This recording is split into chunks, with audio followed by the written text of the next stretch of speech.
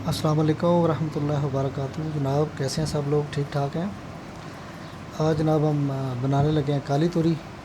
तो मैंने कहा चलो आप लोगों के साथ भी शेयर करते हैं। ये मेरी अम्मी जान जिस तरह बनाती थी, ये बिल्कुल वही स्टाइल है।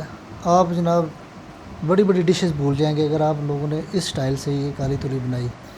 इसको पहले अच्छे तरीके से छील लें, इस तरह पीसेस बना लें। और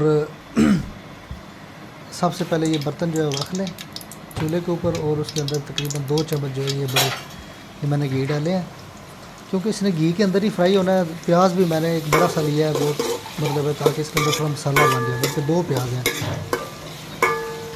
इसको अच्छे तरीके से पहले आप प्याज को फ्राई करें, और प्याज जो है ना वो ऐसे गोल्डन ब्राउन की तरफ जब जाए तो तब आपने उसको आगे अगले स्टेप पे जाना है। ये जनाब सब्ज़ मिर्चें हैं, इनका पेस्ट बना लें, क्योंकि हमारे घर में सुरख मिर्च बहुत कम यूज़ होती है, तो लिहाजा मैंने सब्ज़ मिर्च जो है ना उसका पेस्ट ये 3 चम्मच डाला है। ये कड़वी से थोड़ी कम थी, इतनी कड़वी नहीं थी, इसलिए थोड़ा ज़्यादा डाल रहा हूँ, तो आप उसके मुताबिक डाल सकते हैं। तो अगर आप सुरख मिर्च यूज़ नहीं करते तो आप उसकी जगह पे सब्ज़ मिर्च यूज़ कर सकते हैं। तो उसकी यही स्टेज है कि जब प्याज आपके थोड़े सेट हो जाते हैं तो उसके साथ यहाँ पे ये मिर्च डाल दें, तो ये भी फ्राई हो जाती है। फिर ये बड़ी प्यारी टेस्ट इसके अंदर आता है इसका।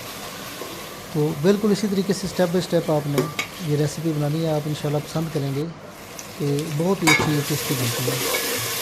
अभी सब्ज़ मिर्च जब फ्राई हो चुकी है तो उसके अगले मरले में हमने ये टमाटर, एक टमाटर आप ले लें, उसको छिलका आप उसका उतार सकते हैं, वो बेस्ट है।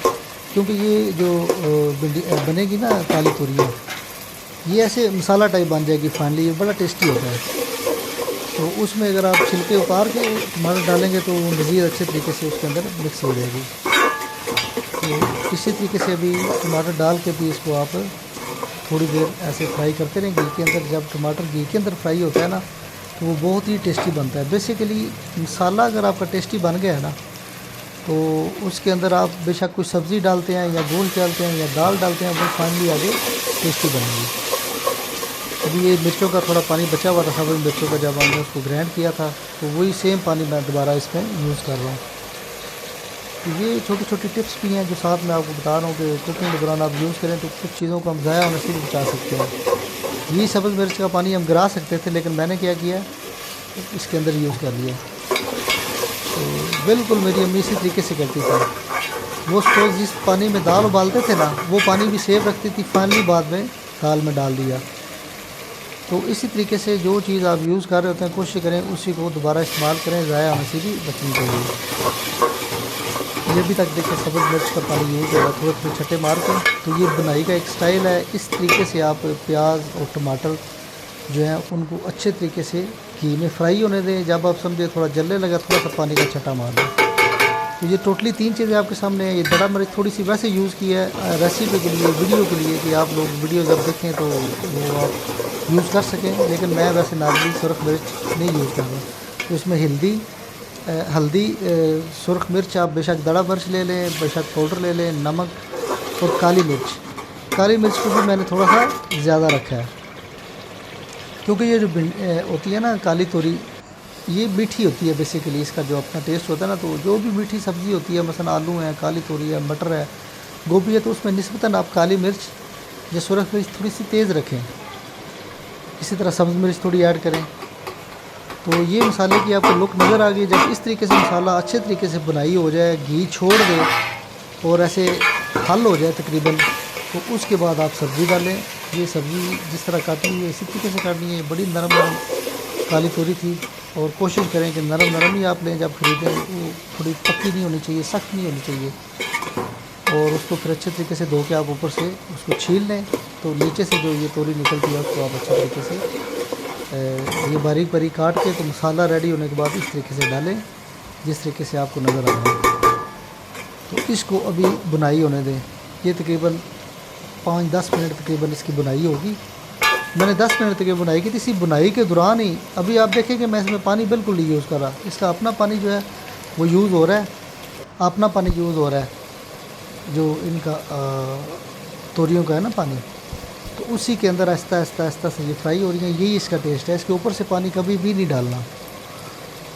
तो आप देखेंगे इंशाल्लाह ये बहुत ही टेस्टी बनेगी। ये जो लोग मगज़ खाते हैं या अंडों के सालन खाते हैं या इस तरह की समथिंग स्पेशल मसाले वाली जो सब्ज़ी होती है, तो वो ये सारी चीज़ें भूल लेंगे और ये सब्ज़ी इंशाल्लाह खाएंगे। और ये बड़ी टेस्टी और हेल्दी सब्ज़ी है।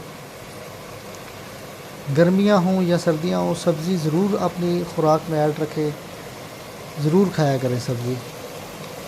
तो एक दिन सब्ज़ी खाएं, दूसरे दिन दाल खाएं, तीसरे दिन गोश्त खा लें, फिर एक दिन चावल ऐड करें। इस तरीके से बैलेंस डाइट होती है। ये लोग जब बन जाएगी जनाब, कोई इसको दम नहीं दिया, इसी तरीके से स्टेप वाइज मैं इसको हल्का हल्का हल्का हल्का ना बनाई करता रहा। तो आपके सामने ये शक्ल बन गई है जनाब, और ये बहुत ही टेस्टी है। ये गल भी गई हैं और बहुत टेस्टी हैं।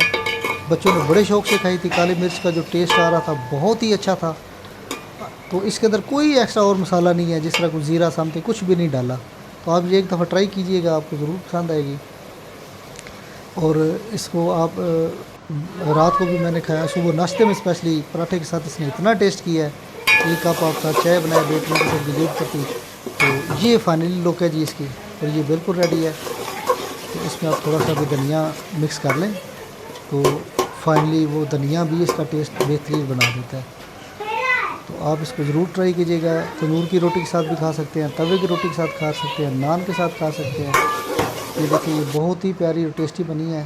और ये आधा किलो बाद में तकरीबन एक प्लेट बन जाती है, 2 प्लेट तकरीबन। तो वो आपकी एक छोटी फैमिली के लिए, 3-4 अफराद के लिए बेस्ट है। अगर आपको मेरी ये वीडियो पसंद आई है तो आप मेरे चैनल को लाइक ज़रूर करें इस वीडियो को, और कमेंट्स भी ज़रूर किया करें और शेयर किया करें और मुझे सपोर्ट करें प्लीज़।